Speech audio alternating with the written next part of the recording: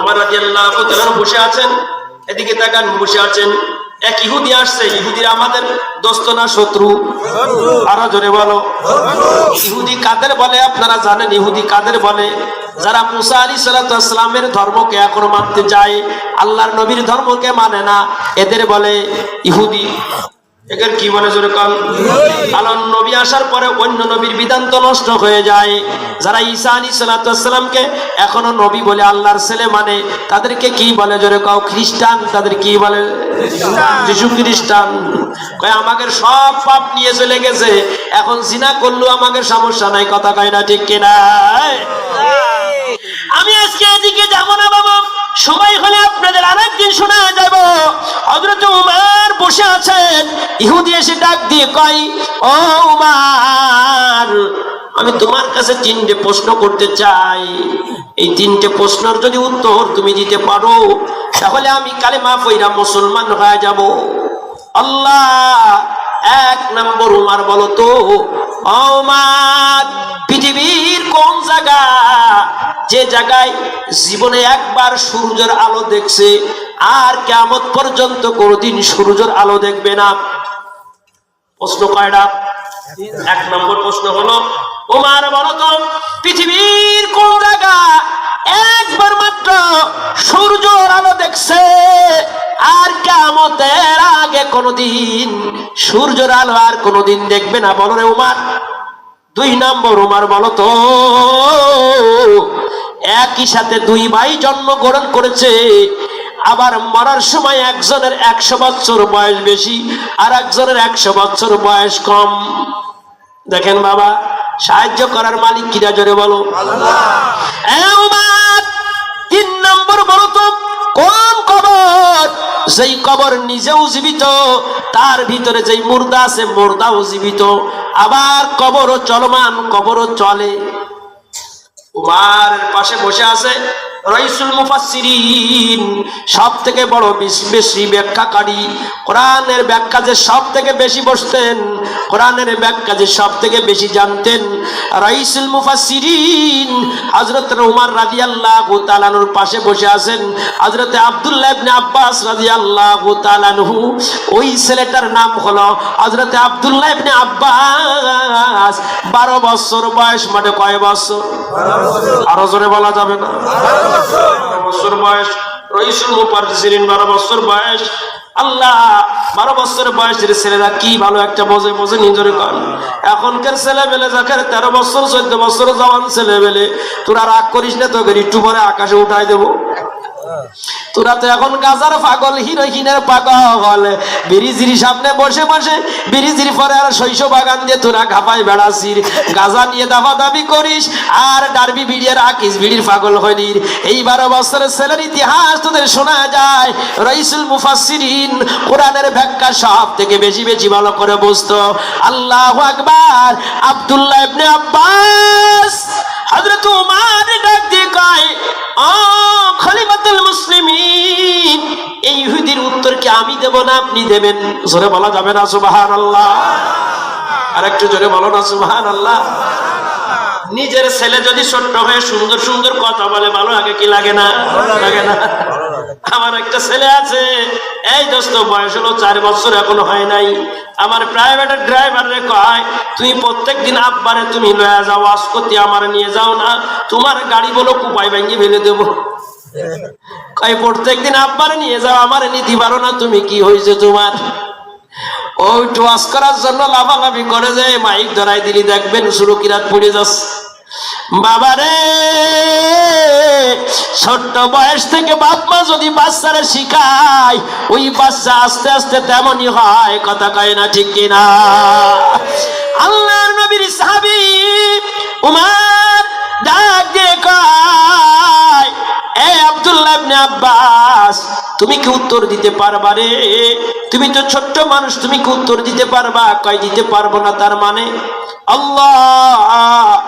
কয় তাহলে তুমি উত্তরগুলো সাজায় সাজায় বুঝায় দাও। আল্লাহু আকবার, আল্লাহু আকবার। হযরত আব্দুল্লাহ ইবনে আব্বাস রাদিয়াল্লাহু তাআলা আনহু ইহুদির ডাক দিয়ে কয়, তোমার 1 নম্বর প্রশ্ন হলো পৃথিবীর যেই জায়গাটা সূর্য একবার দেখছে সূর্যের আলো পাইছে আর কোনোদিন পায় নাই। এই ইহুদির বাচ্চা, তুমি কি জানো না ফিরাউন যেদিন মুসা আলাইহিস সালামকে নিজের এলাকা থেকে দাবড়াইয়া নিজের এলাকার থেকে তাড়াইয়া সমুদ্রের পাশে লাগা গেল, আল্লাহ তাআলা কি শক্তিওয়ালা, আল্লাহ তাআলা মুসা আলাইহিস সালামকে ডাক দে, কয় মুসা রে টেনশন করিস না, সমুদ্রে পার হবি কি করে, একটু জোরে বলা যাবে না সুবহানাল্লাহ? আল্লাহ ডাক দে, কয় মুসা আমি তোর সাথে আসি, তোর হাতে যে লাঠিটা আছে এই লাঠি দিয়ে একটু পানির পরে বাড়ি মেরে দে, দেখ আমি আল্লাহ তোর জন্য 12টা রাস্তা বের করে দিব, একটু জোরে বলা যাবে না সুবহানাল্লাহ? কয়টা রাস্তা জোরে কর? লাঠি কয়টা? রাস্তা বানাবে কিনা? মানুষজন কি মেলা আছে? কুদাল মুদাল মেলা আছে? জুড়ি মুড়ি মেলা আসেনি? আরো জোরে কও। পানি সরানোর জন্য শেষ কল কি মেলা আসেনি? শ্যালো কি মেলা আছে?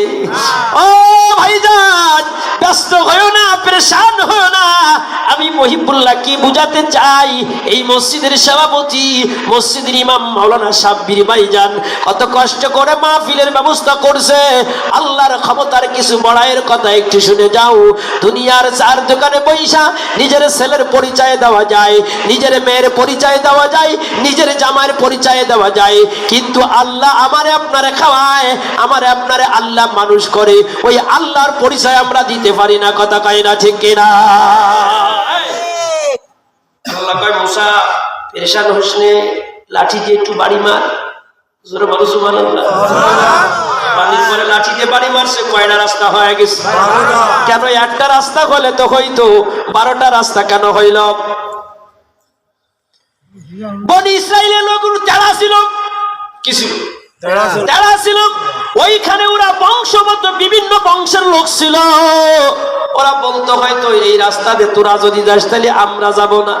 আল্লাহ তো ভালো করে জানেন, এই জন্য আল্লাহ 12টা রাস্তা বানায় দিছে, কয় 12 গোষ্ঠীর লোক 12টা রাস্তা দিয়ে যাবি, যাতে তোদের পার হতে কোনো সমস্যা হয় না। কথা কয় না ঠিক কিনা? দেখেন না যেটা বেশি তেড়া, কই বনি ইসরাইলের জাত তো, কথা কয় কিনা? কয় না, কয় না, কয় বনি ইসরাইলের জাত বলে মেলা তেড়া। আপনারা যারা সামনে বসে আছেন একটু হা হু কইেন, রাজি আছেন তো বাবা? এদিকে তাকাও। আমার সামনের ছাত্রগুলো আজকে একটু মুরব্বী হয়ে গেছে, তারপর অনেক মুরব্বী হলো, আগের কালে মেশিন গুলো ভালো, ঠিক না? এই বাবা 2 নম্বর প্রশ্ন হলো, আল্লাহু আকবার। 1 নম্বর প্রশ্ন হলো, মুসা নবী যখন বাহিনী লয়ে পার হয়ে চলে গেল, ফিরাউন নিজের ঘোড়াটা লইয়া বাহিনী লইয়া সমুদ্রের পারে দাঁড়ায় দাঁড়ায় চিন্তা করে রে মুসা তো পার হয়ে গেল, তাহলে আমরাও পার হয়ে যাব।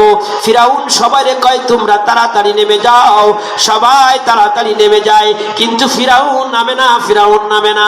ও সমুদ্রের ওই পাহাড়ের পরে সমুদ্রের পার্শ্বে দাঁড়ায় দাঁড়া আল্লাহু আকবার নিজের শ্রোতাদের ডাক দিয়ে কয়, দেখছি আমার ক্ষমতা কত, রাস্তা 12টা হয়ে গেছে, জড়ে কলা গাছ ভাঙ্গে, ফকিরের কারামতি বাড়ে। কথা কয় না ঠিক কিনা?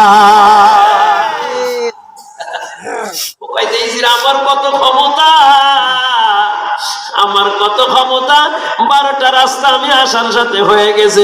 ও পাশে আল্লাহ ডাক দিয়ে কয়, তোর কত ক্ষমতা, একটু নাইবেই নাই, দেখ বুঝতে পারবি নি। কথা কয় না ঠিক কিনা? আগায় রয়েছে কিনা? আরো জোরে কও।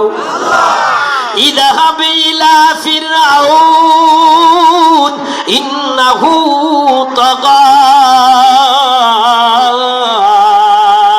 আমার আল্লাহ ডাক দে কয় মুসা ফিরাউনের কাছে একটু দিনের দাওয়াত লয়ে যাও। ফিরাউন যখন নামে নাই, সব ভক্তবৃন্দ ডাক দিয়ে কয়, আপনি আমাদের খোদা, আপনি কেন নামতেছেন না? আমাদের আইগরে ভাই ফাইছ, তার মানে আমাদের আগুই দিয়ে তুই ফাঁসই যাচ্ছ, কি ব্যাপার? বাপ তো বেশি ভালো না।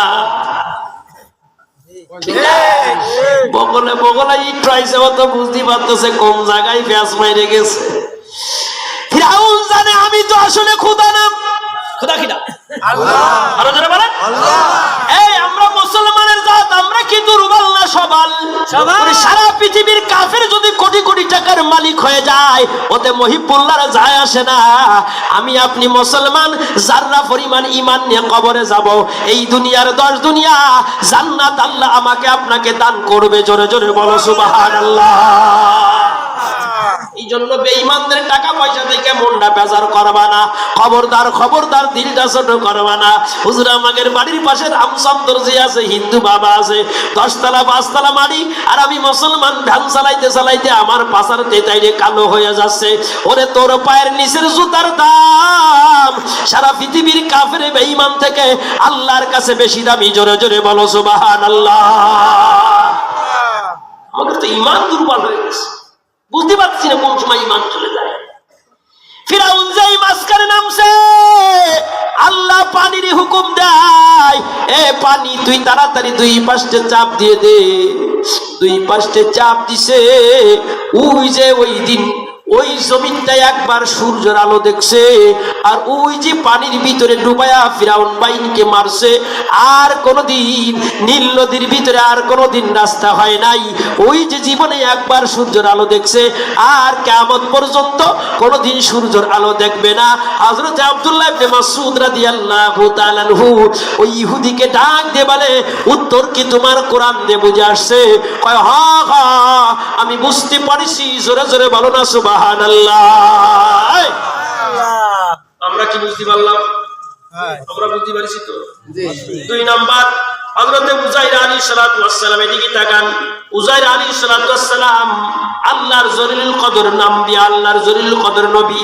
হযরত উযাইর কোরআন শরীফে আল ইমরানের ভিতরে দেখবেন, হযরত উযাইর রাস্তা দিয়ে হেঁটে যায়, দেখি রাস্তার পাশে কিছু মরা মানুষের খোপড়ি পড়ে রায়, মরা মানুষের খুপড়ি পড়ে রয়, মরা মানুষের খুপড়ি দেখা যায়।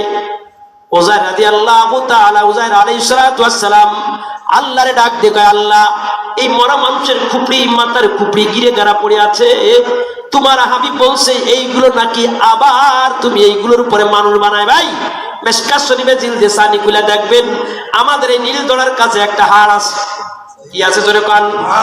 আমাদের নীলদড়ার কাছে একেবারে শেষে, এই নীলদড়ার শেষে এরকম একটা হাড় আছে, কাছের গুলির মতো। কিসের মতো? জোরে কাও। কাছের গুলির মতো। এটা আগুন দিয়ে পুড়াইলেও নষ্ট হয় না বাবা। এদিকে তাকেও কিছু কথা শুনে যাও, আগুন দিয়ে পুড়ালেও নষ্ট হয় না, ইটের পরে দিয়ে ইট দিয়ে ঘা দিলেও নষ্ট হয় না, সমুদ্রের ভিতরে ফেললেও মাছে খাবার খাইতে পারে না। তার মানে হলো কাল কিয়ামতের ময়দানে যারে যেখানে মাটি দেওয়া হয়, ওই কাছের গলির মতো হাড়ের উপরে আবার ওইখান থেকে তাকে মানুষ বানানো হবে। একটু জোরে বলা যাবে না সুবহানাল্লাহ?